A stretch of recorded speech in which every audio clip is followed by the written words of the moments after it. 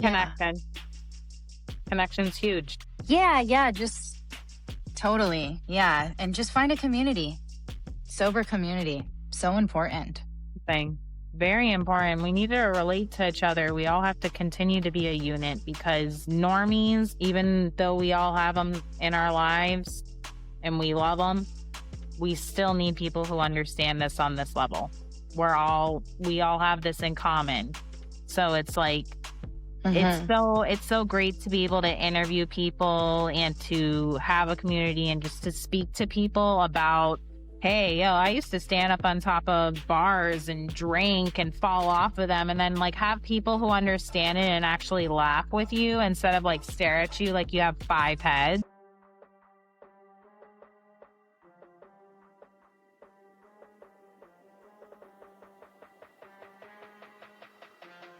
Hi, welcome to another episode of Rachel's Recovery Room. Today we have our guest Glennice, host of Peak of Possibility podcast and co-founder of Peak Path Health. Welcome on the show. Tell us about yourself. Why don't you tell us about we're going to just like dive into it, okay? We're going to just do this. Yeah, that sounds great. I'm really honored to have you on the show. I was telling you this prior to recording, so thank you again for coming on the show. Let's just start with, what was your drug of choice and what is your sobriety date? Yeah, thanks for having me on. It's great to be here, and it's so sweet and nice to hear that talking about it in the podcast and all of that stuff has been impactful to you. That's the purpose of it all. So I appreciate hearing that. And my sobriety date, September 20th, 2019. My drug of choice was primarily opiates, but I did a lot of amphetamines towards the end. I had a little run with cocaine and crack. So I've really done it all. But my like primary drug of choice was opiates.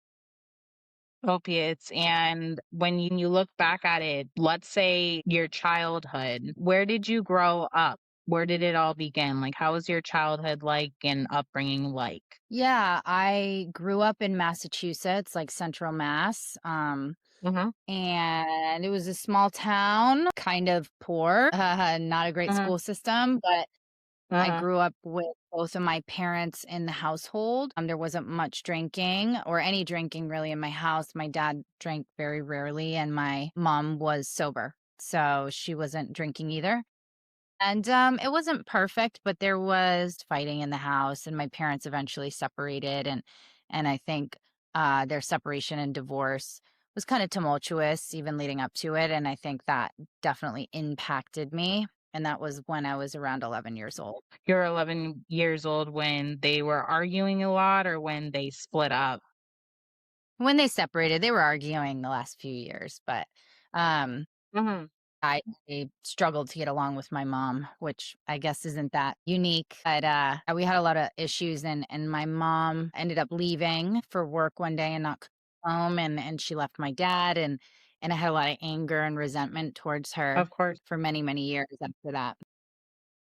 I could relate to that. I actually grew up without my mother. My mother was an addict. She passed away when I was 16, and I held on to so much anger that I allowed it to captivate me into addiction. So I numbed myself through that. Mommy issues, for sure. Mommy issues started it all. I could say that with all the healing, right? 100%. So she left the family or your dad a note and was just like, bye, I'm done with everybody. Pretty much. Yeah. Wow. I mean, I think she had intentions of continuing to be in my life. That's what she said. I mean, she was going through her own stuff at the time in hindsight, but she wasn't very present after she left in my life. And I was so angry with her that I didn't really want much to do with her. So I didn't really have much contact, but she didn't, she was living with my grandma at the time. There wasn't really much space, and she kind of just started to like live her life, you know what I mean? And boyfriends and, all the things that she wanted to do. So she just wasn't like present or around. She wasn't financially contributing. She wasn't really present. So that's I ended up essentially being raised after that by my dad. I get that. I completely get that. And then when your dad has to go to work and is not around, what did you do to cope with your anger? What did you do? Did you go straight into just drinking, or what did you do to cope with that type of anger and feeling you were having inside of you? Yeah, before my mom left, I was already drinking and smoking pot. Mm, We were already fighting quite a bit and not getting along, and I was already kinda starting to act out before she left. And mm, then when he left, it was like all bets were off because I had less oversight. Because, like you said, my dad was working, so I was doing cocaine and ecstasy and, like, more like fun club social drugs for a while, but it progressed to, Oxycontin and, like, freebase cocaine pretty quickly by the right. time, I was, like, 12. It And how did progressed that to happen? that. I How had did a that even come into play? yeah, I had a boyfriend who was older. Mm, I had little oversight. We started doing coke and then they started smoking the coke, so I started smoking the coke and then we would do the oxys to come down and then it just kind of became this mm, cycle of stuff that I was doing pretty consistently. Um mhm. and it kind of just spiraled from there and progressed from there and then eventually um the Department of, like, DFS or Department it's called somewhere in every state. I think it was DCFS maybe Yeah. there, or DSS, Department of Social Services, I have no idea. Mhm. But, One of those they things. ended up coming yeah, I've lived in so many states, I can't keep track, and they change the name, I feel like, every year. It's like CPS, DFS, I don't But know, it's they're the always same rebranding. thing, Yeah. rebranding. Was rebranding to kinda, like, so the world thinks that they're not as bad as they well, they Mhm. got involved because I had dropped so much weight, and a doctor had noticed my weight drop and asked to drug test me, and I refused the drug test, the Department of Children and Families got involved. And then I stopped doing coke for a little while because the boyfriend at the time wouldn't give it to me because I think he knew that there would be trouble if it turned out that I was using drugs. And so we stopped for a little bit and they did one of those like 90-day, come check in, see how things go before Yeah. they either decide to open a case or close it. And so for maybe 90 days I was able to keep it together. Um and then I started doing, oxys again with somebody else, a neighbor that lived Mm. down the street and was doing oxys. Yeah. And eventually that kind of just progressed to heroin. I was sniffing heroin and then I went from sniffing eventually to shooting heroin. Wow. And can you tell me about the first time you shot up? Tell me about that. What was that like? And how was that introduced to you? Because like it progressed into smoking, snorting, smoking to now you're injecting this into your body, into your veins. How was this introduced to you? And you were what, 13, 14 years old now still? Yeah, So you're maybe pretty young. 13 by the time I'm shooting it. I do kind of remember the first time I shot up. But I was already addicted to heroin. It wasn't that big of a stretch for me at the time. I know that Mhm. sounds crazy, but at the time it was like, "Oh, yeah, I can do less, spend less, and Mhm. get just as high. So, like, why am I wasting it sniffing it?" Because my habit was getting higher and higher, and Right. it was a friend who I grew up with who was maybe a year or 2 older than me, and he was shooting dope, and he shot me up for the first time, and, I essentially only shot up after that. Wow. And then I hear from, and did this ever happen to you, like blowing a vein or like getting like an abscess or something like that?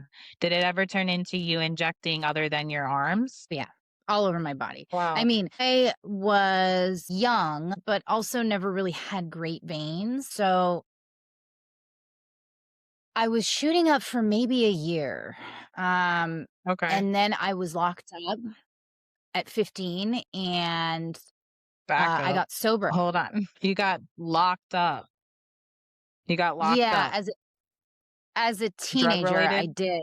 Not directly, I had a DUI and, Hmm. like, as a kid, and I was on probation, and then I was Wow. failing drug tests, so yes and no, but it wasn't a drug offense, but I was failing for heavy drugs, and so they took it pretty Of course. seriously. So, Yeah.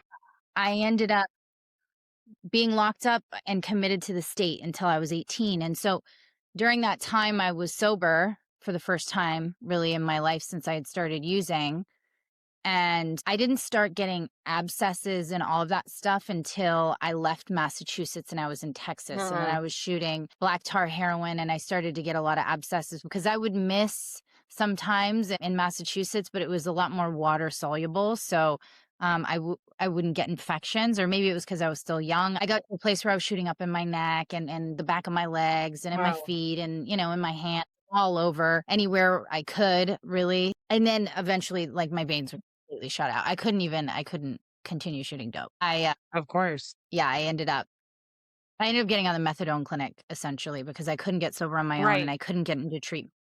And I didn't know, like, my vein, like, I couldn't shoot up anymore, and if I smoked it, I wouldn't even get off empty, and it was just this, like, crazy cycle. It's like you wanna stop, but you can't stop, and Yeah. you wanna get high, but you can't get high. I would find myself on the You're ground like, what do spending I 3, do? 4 hours trying to find a vein and still missing, and it was just like, oh, it was so demoralizing.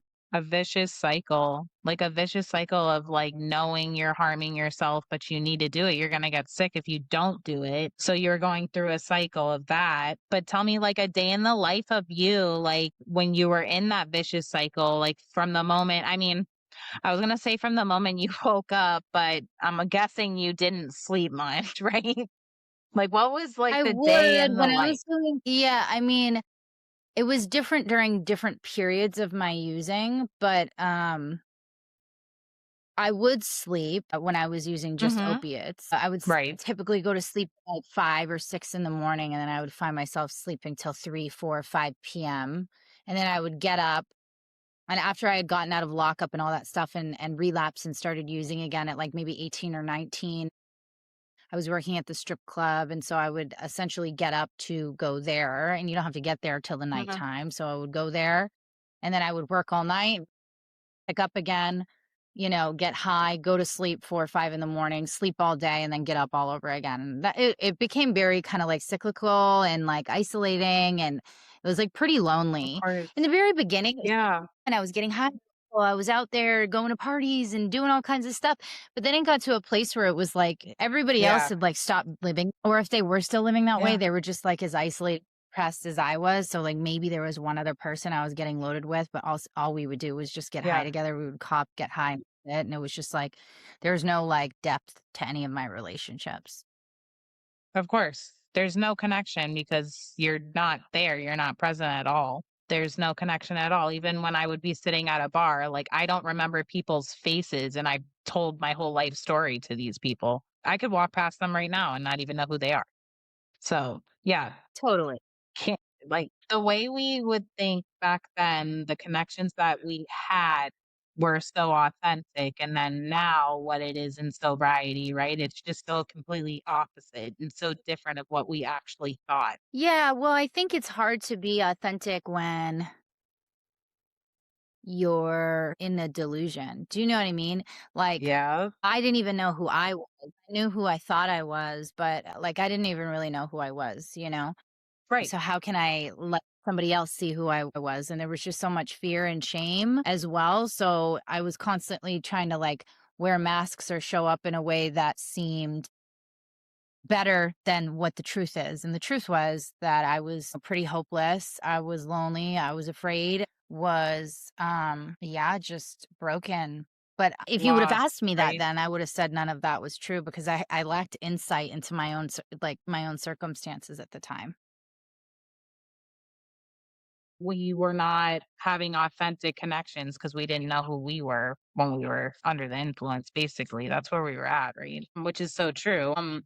I have so much more questions for you. So you were so young when you started all of these, like it went from like drinking and I'm guessing smoking weed and just then starting to do coke to just like smoking and injecting. So you were like really deep into it, which would I'm assuming would lead to other behavior because you were also in the adult industry at a very young age, right? So what was that like other than just being an addiction, like from a female aspect?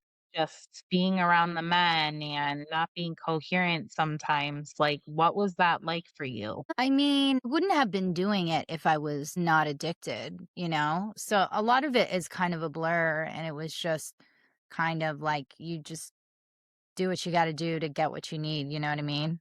It was kind of like Yeah. excuse me, disassociated a little bit. Yeah.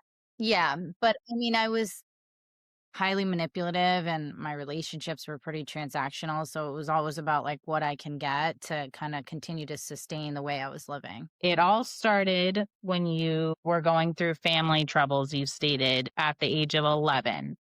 And your mother, she was not around at some point, right? And that triggered a lot of anger. Yes.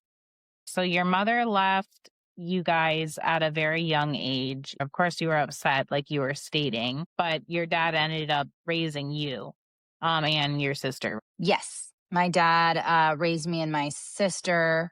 My sister ended up moving in with my mom actually when she was maybe 15 or something like that, but, I was raised primarily by my dad. Right. And then you were stating, though, it went from drinking to doing cocaine, and then it just turned into opioids, and then you were smoking, snorting, and then you eventually started injecting, right? Yeah, yeah, it progressed pretty quick. I started smoking weed and drinking. I already was a little bit before my mom left. And then when she left, I started doing heavier drugs and I was smoking cocaine. And then I started doing Oxycontin and then eventually sniffing heroin. And by the time I was like 14, I was pretty hooked on heroin. And around that time, maybe 14 or 15, is when I started shooting. So, yeah, it progressed pretty quickly for me at a very young age. Yeah, of course. It was because you also mentioned that you were around an older crowd with older men who introduced you to that, which eventually led you into different activities for survival for addiction, correct? Yeah, I mean, even as a kid, I was kind of doing what I needed to do and, very promiscuous to kind of get what I needed. Yeah. But when I turned 18, I started working at a strip club and I was just doing whatever I needed to do to get money is essentially kind of what happened. How, like, it turned into you not just injecting in your arms, right? Like, we were talking about how it turned into, like, anywhere you could find a vein, and it would turn into you stated how long would you look for veins sometimes? My God, it was a whole process, hours and hours. I would take a hot shower or run a hot bath. I would sit in the bath to try and like make my veins pop out more. And then I would like heat up a hot compress in the microwave, like a washcloth with water and put it in the area to make my veins show. I mean, I would do jumping jacks and push-ups. I would do all kinds of stuff. And towards it was pretty much impossible to find a vein. And so Mhm. the when I got to that point, maybe 18 or 19, I ended up getting on the methadone clinic and I stopped using heroin for some time as a result of that. And I was primarily doing like methamphetamine and stuff like that while on the methadone clinic. Mhm. And then what was the day in the life of Glennis back then? Other than when you were I know you stated, like, okay, you would sleep a little bit and then go into the club, and it would just turn into that, but when it turned into you being in a methadone clinic, what was that like for you on a daily basis? When I was on the methadone clinic, I was actually in a relationship. I was on it a few different times, but every time I was on the clinic, I was in a relationship usually with somebody who was not okay with me using. And so during those periods of times, I was usually bartending or waitressing or something. And so I would get up in the morning and I'd have to drive to the clinic every day and then I would go to work. But those periods of time never lasted very long. It was like 6, 8 months, a year maybe. And then I would get off the clinic or I would start using again or get incarcerated or something would happen. And did you end up experiencing any health issues during this time other than, like, withdrawals when you could not get, like, other health issues? I got abscesses a lot. So there was multiple times where I was admitted maybe 2 or 3 different times to the hospital for IV antibiotics because of infections and stuff like that. But for the most part, no. I was young. I was healthy enough where I didn't have any severe health issues. I never caught Hep C or HIV or anything like that. But I wasn't living healthy. You know, I would get Right. sick a lot, but nothing very severe. And when was this your breaking point? How old were you at that stage of your life? Being on the methadone clinic, you mean? Yeah, like that Or the stage of your life. abscesses? Oh, well, both, I guess. I mean, do they correlate? No, I would get off the methadone clinic and I started using again. I had a few relationships. One of those relationships ended. And when that relationship ended, kind of went out and I was working as a prostitute and I did that for years. And I was, you know, I was all over the place, Right. and eventually started using heroin again. But I was smoking it because my veins were so shot out I couldn't really Yeah. shoot it. And then I tried shooting again, which worked for a little bit, but eventually my veins were kind of just my body was like, no more, can't do it.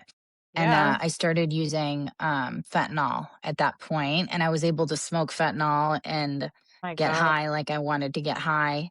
And yeah, it kind of progressed to that. Had I not found fentanyl, I probably would have gotten sober sooner, to be honest. Because at the time, my habit was so high, and I couldn't even smoke enough to get high when it came to heroin. And I couldn't shoot because my veins were shot out. I couldn't find a vein if my life depended on it. I was constantly missing, and it was just a nightmare. And then I found fentanyl, and I smoked fentanyl for maybe 2 years. I had moved from Texas to Los Angeles, and so I was really in the streets in LA those last 2 years, and, I ended up going to federal prison for smuggling immigrants into the country, and that's kinda My where God. that was, like, the beginning of my recovery.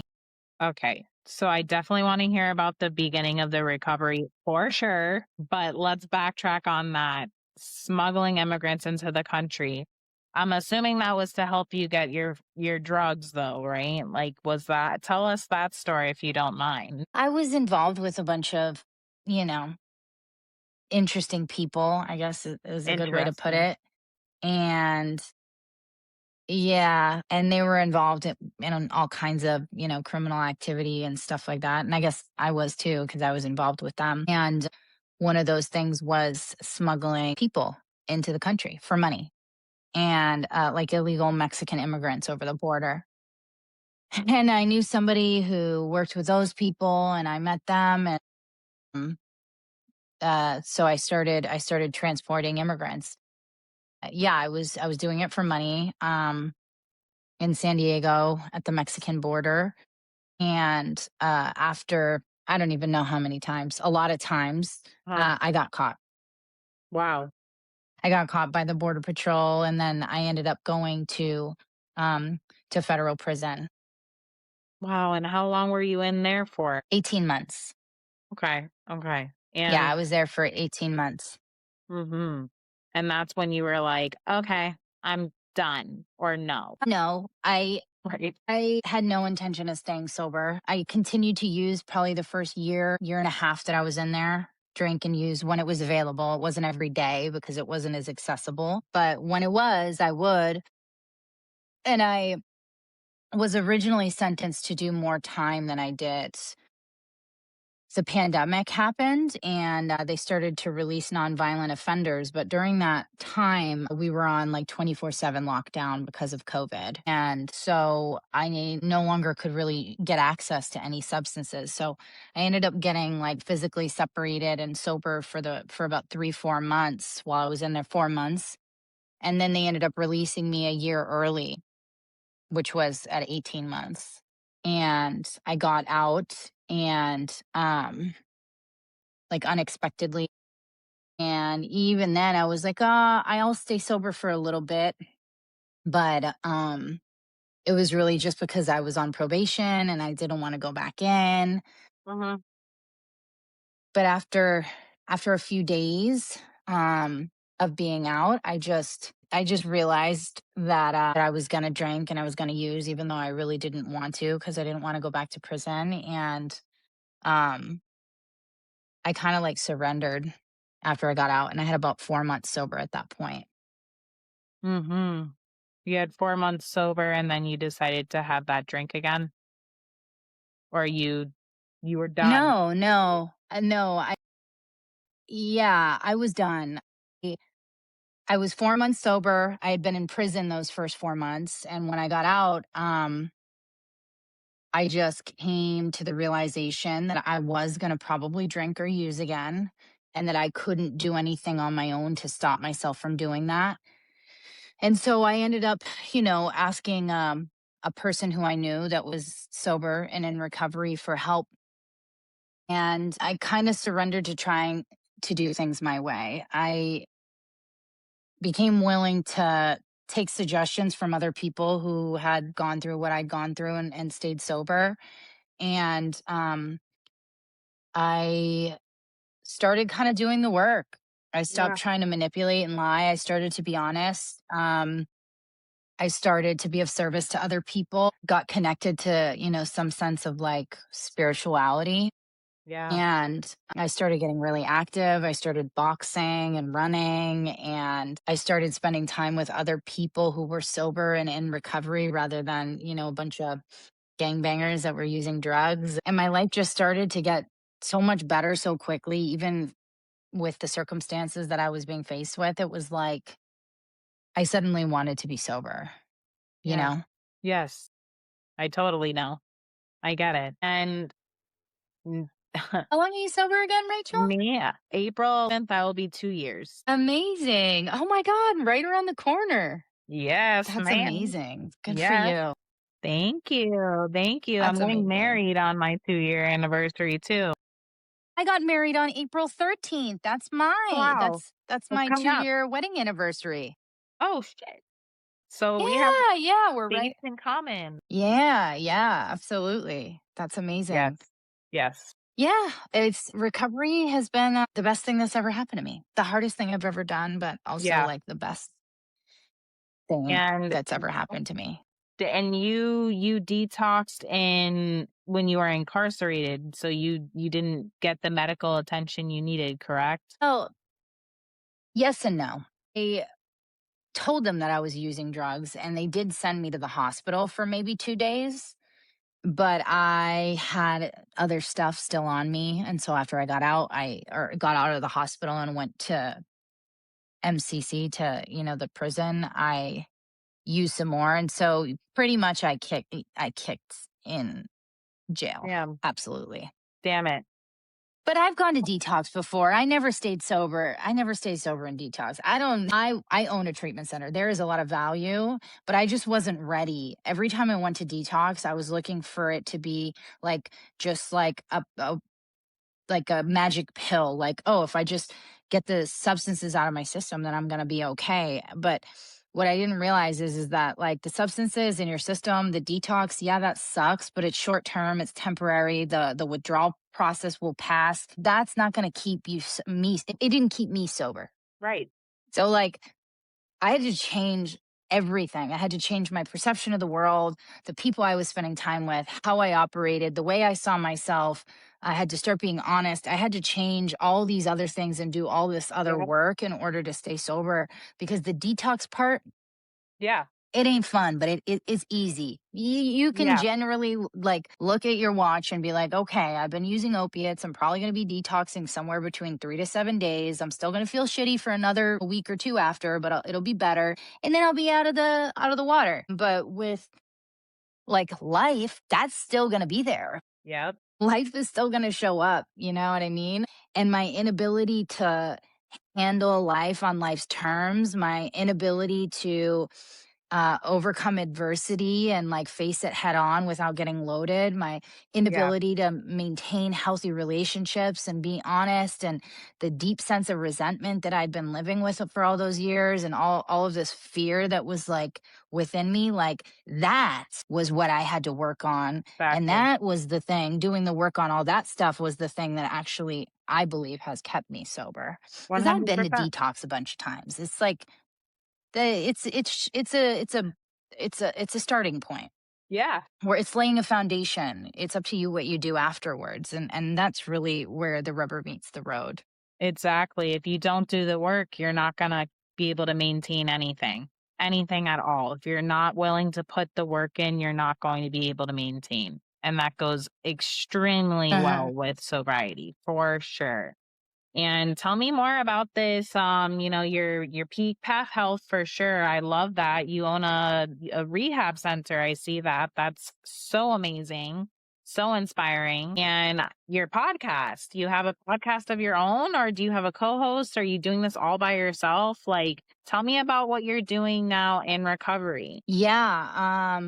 So I do. I have a podcast. Right now I'm the only host, but we talk about recovery, addiction, and really anything mental health related, just wellness in general. It's not always alcoholism and addiction. Sometimes it's mental health, and sometimes it's, diet and nutrition and physical fitness and, artists. It's all kinds of stuff, but that's been really cool. It's given me an opportunity to reach more people, which is awesome, to show people that, health, sobriety, wellness, like a purposeful life is possible, and that there's many paths. Like I know what my path was, I know what worked for me, but I'm not someone who thinks that there's like a monopoly on how to get sober or how to live a good life. I think that there's different paths for different people. And I like to hear about that. And so it's been Exactly. really cool. And then Peak Path Health, the treatment center, is a detox, Yeah. which is funny because I told you I went to a million detoxes, and I never stayed sober. I will also say that the detoxes that I went to were hospital based detoxes. It was like 5 to 7 days and they kick you out to the curb. It was not a place that anybody wanted to be at. I'll tell you that much. Mhm. And so Peak Path Health is really a beautiful, comfortable, like luxury treatment program. But we do accept insurance, so it's Yeah. accessible to many people, even though it's, a high end location. But really, I think the goal for Peak Path Health is to provide a path to comfortable detoxing, like medically supervised detox and residential care in a setting that feels like comfortable, like you're in a home rather than a hospital, like you're surrounded by the canyons and you can see the Hollywood sign and you can see like the LA skyline, and it's just Yeah. really beautiful and serene. And all of the people on our team and all of my co-founders and the owners are in recovery, and it's important for us to have, a place that looks fancy on the outside, but it's also just important for us to have a place that when you pop the hood, that the insides are just as good. And all of us are just really mission guided, and recovery and helping other people get sober is really the most important thing in our Yeah. lives. So Yeah. our life is really all consumed, you know what I mean, by Uh-huh. helping others to achieve sobriety. And I don't know, maybe if I had gone to a place like Peak Path Health, I would have gotten sober after detox. All right. Maybe if I had been provided aftercare resources to go to long term treatment and have some like sustainable long term recovery, I would have gotten sober. I don't know, because I never got that opportunity. So that's an Right. opportunity that we want to give other people. Of course, because early sobriety, I mean, sobriety in general, but early days and early sobriety, it's just so hard. Not only are you going through the physical aspects of withdrawals and needing to detox, but you're just so lost. You're not using your substance anymore to calm yourself down. You want to be in a place that's serene. You don't want to feel like you're in a hospital. So of course, I love that you are providing Yeah. that for people. Beautiful, and it's super inspiring to me, genuinely. Thank you.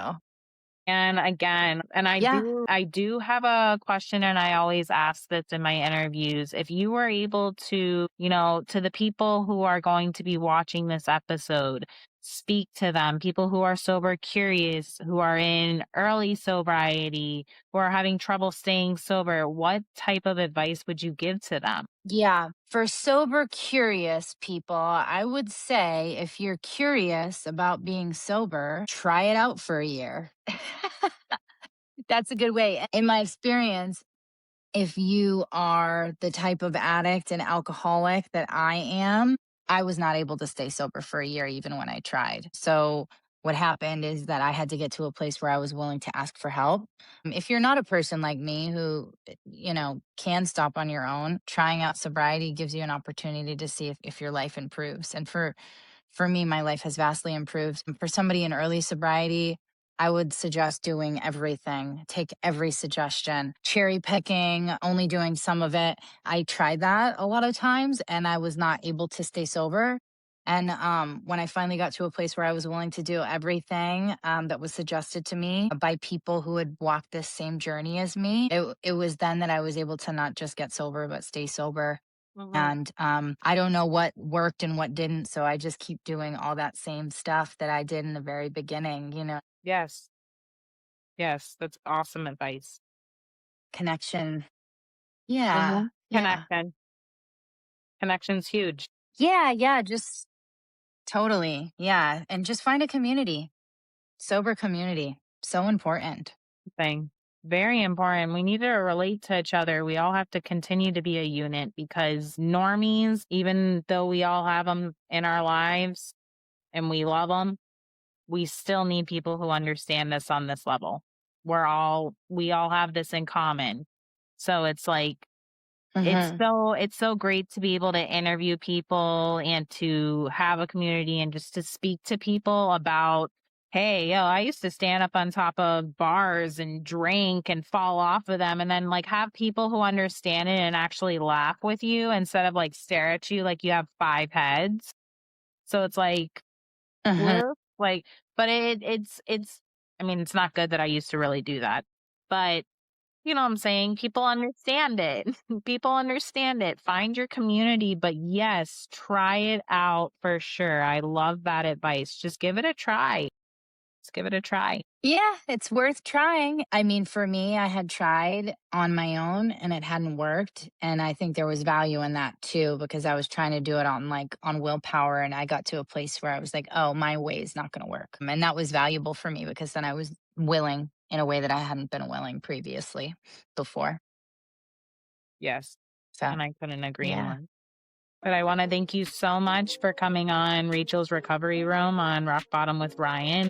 And again, like, and I'm going to say this while recording, you are such a huge inspiration to me. You have been since before I got sober. So I just want to say thank you so much for being my fourth guest. Seriously. Of Again, thank course, you I'm for, honored. thank you. Seriously, I'm not going to cry while recording. But thank you again. No, thank you. Thank you. You're an inspiration and you're holding the torch and doing the same thing for other people and inspiring people that recovery is possible. And that's really like powerful. It's huge. And it's so important for sober women to like speak out and like be proud of what, their sobriety, their recovery, their journey, and also like talk honestly about their past and not just have so much shame because there's so much shame associated with women doing some of the things that we've done, and there's no shame in that. Our past is what makes us who we are, and it allows us to be helpful, and you're helping a lot of people. So Great. and great job to you. Thank you for watching, guys. Bye. Rock Bottom with Ryan. No bullshit, just recovery.